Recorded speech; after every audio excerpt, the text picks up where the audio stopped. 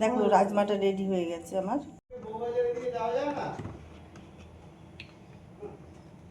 আমি রান্না করবো রাজমা। তো রাজমা আমি সেদ্ধ করবো, তার জন্যে রাজমা দিয়েছি। পরিমাণ বুঝে রাজমা তোমরা সেইভাবেই নেবে যেরকম। আর এটা আমি এখন সিটি দিয়ে নেব, 4 থেকে 5টা সিটি দিয়ে নেব। আমার এই রাজমাটা সেদ্ধ হয়ে গেছে, এই দেখো। এখন ধরতে পারবো না, খুব গরম। নামালাম তবে। আর এখানে তেল দিয়েছি আমি, এই তেলের মধ্যে আমি দিয়ে দেবো তোমার পেঁয়াজ, রসুন,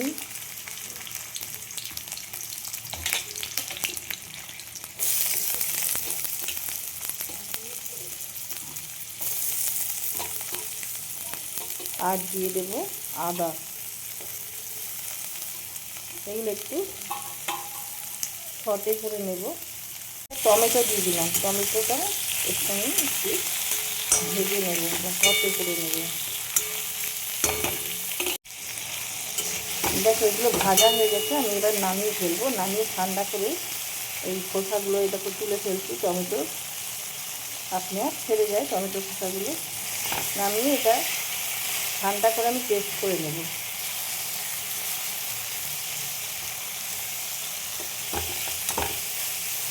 খোসাগুলো আমি তুলে নেব। লবঙ্গ, দারচিনি, ছোটো এলাচ আর একটু গোলমরিচ দেবো, একটা কাঁচা লঙ্কা, জিরে, তেজপাতা আর একটা শুকনো লঙ্কা ভেঙে দিলাম, তেজপাতা দিয়ে দিলাম।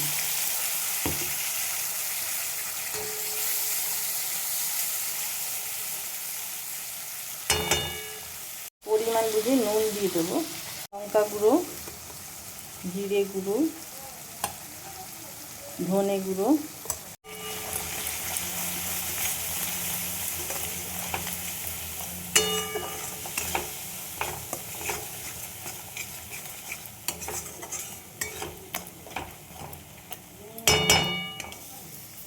কাশ্মীরি লাল লঙ্কার গুঁড়ো।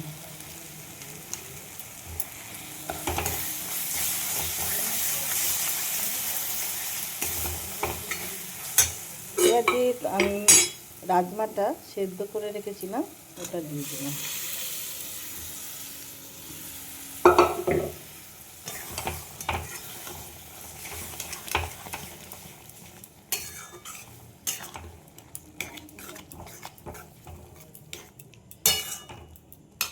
দেখো 1 ফোঁটা একটুখানি মিষ্টি দিলাম, হলুদ দিয়ে দিলাম,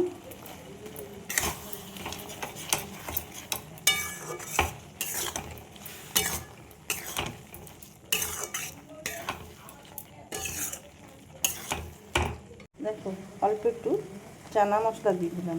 মশলাটা সব কিছুর সঙ্গে যায়, ছোলা চানা, কাবলি চানা, কালো চানা। এইবার যে মশলা ধোয়া জলটা সেটা আমি দিয়ে দিলাম।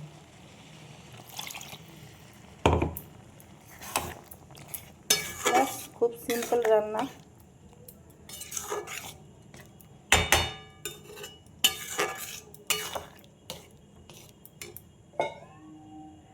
আর একটু জল দিতে লাগবে।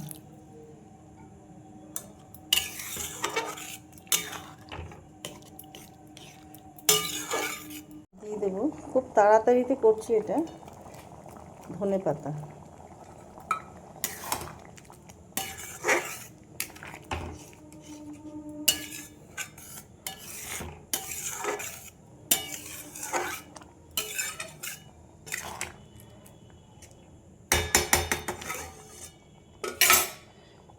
দেখো 1 চামচ ঘি দিয়ে দিলাম।